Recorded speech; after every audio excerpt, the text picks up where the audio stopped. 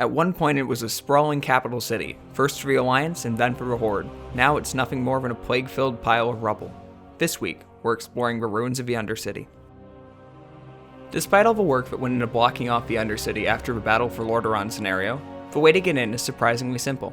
In fact, the only thing you have to do is die. The invisible walls that block players from entering the elevator into the Undercity don't affect ghosts, so you can pass through them while dead. So once inside the throne room, use as many speed boosts as you can to get as close to the elevator as possible before dying. Then, just release your spirit. Now if you're playing Alliance, you're going to be in for a bit of a run back because the nearest spirit healer is outside the Scarlet Monastery. So just enjoy the scenery and head back towards Lordaeron. The city has seen a massive number of changes in leadership over the years. The city originally served as the capital of the human kingdom of Lordaeron before it fell to the Scourge commanded by Prince Arthas. Afterwards, the ruins were occupied by the three Dreadlords Balnazzar, Defrak, and Varimathras, until they in turn were forced from the city by Prince Arthas when he returned from Kalimdor. Arthas then left the city vacant when he was called back to Northrend by the Helm of Domination, and Balnazzar used the opportunity to come back once again and claim the city as his own. Then Balnazzar in turn was forced out by the combined forces of Sylvanas Windrunner, risen as a Banshee, and Grand Marshal Garithos, only to have Sylvanas then betray Garithos and the still living allies of Lordaeron, killing them all and taking the city for herself, and then moving into the sewer for some reason. And at that, we finally reach the end of a long list of leaders who've held Lordaeron. Unless you count the 20 seconds Anduin had it before it blew up. But hey, on that note, we're finally back to the elevator. So, head down the elevator shaft, past the invisible wall, and wait for the door to open. Then go as far forward as you can while still being able to resurrect, and quickly resurrect yourself and run into the elevator. Don't worry, you'll stop taking plague damage as soon as the elevator descends. And here we are, inside the ruins of the Undercity. You will want to be careful because there's a lot of spots in here where you'll be teleported back to the surface if you step into them. For instance, don't go left right now. Because players never actually interact with a destroyed version of the Undercity, there's not much here besides an empty copy of the city, but there's still a few interesting things I'll show you. I had originally thought that being able to walk through the walls of your bank was the first of those interesting things, but after going and checking on a Horde character, it turns out you guys just have terrible security. So, failures of the Horde's financial infrastructure aside, let's keep going. Be sure to keep left here, because if you go forward, you'll be teleported out of the city. Similarly, don't try to enter the Magic Quarter, which we're coming up on. The city was also assaulted at the beginning of the Burning Crusade, when the Forsaken repelled a force of demons led by High Lord Krull. In fact, of all the Horde cities, the Undercity has been the site of the most battles by a large margin.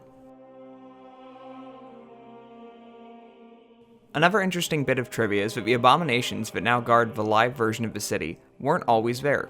Originally the city was guarded by Kor'kron forces, but they were removed when Garrosh recalled them during the Siege of Orgrimmar.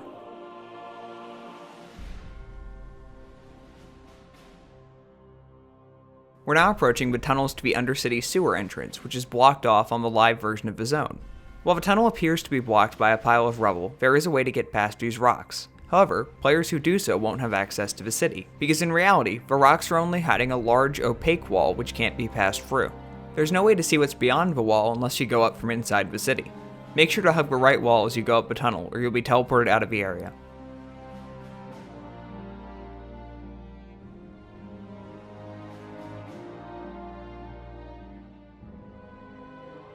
And here we are, one genuine opaque blue wall.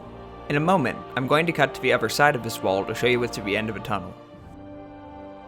And here we are.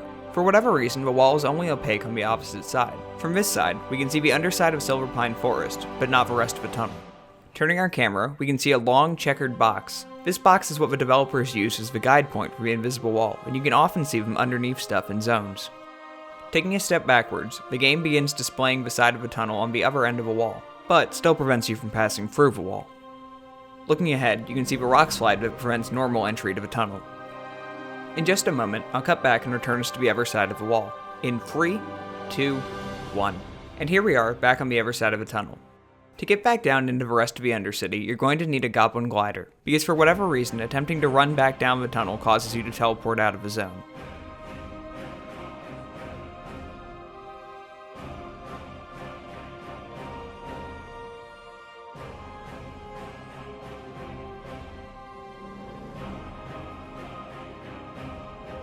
Head onto the output pipe overlooking the city, and you can jump down and glide onto the elevated second level.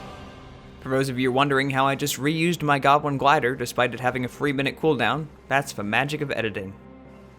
From here, we can jump back down and return to the interior ring of the city. One very strange thing that I don't have an explanation for is that despite the city being a copy of the live version, the mailboxes don't work. In almost every single instanced capital city I've visited, from the copy of Stormwind and Siege of Orgrimmar to the copy of Ironforge inside the Deep Run tram, the mailboxes have worked. And I can't think of a reason why a direct copy of a city that was never intended to be visited by players would bother to take the time to disable mailboxes. But insane mailbox rant aside, attempting to head into Sylvanas' chamber causes you to be phased back into the live version of the city for several seconds, during which Forsaken guards will spawn and begin attacking you. After a few seconds, you'll be teleported back outside the ruined version of the city. While obviously not as flashy as the above ground portion of the city, it's neat to be able to explore an inaccessible area and look for the little details that differentiate it from its undestroyed counterpart. So whether you're an avid explorer, or you're just Balnazar trying to sneak back in for a third time, the ruins of the Undercity are well worth a visit. And as always, thanks for watching.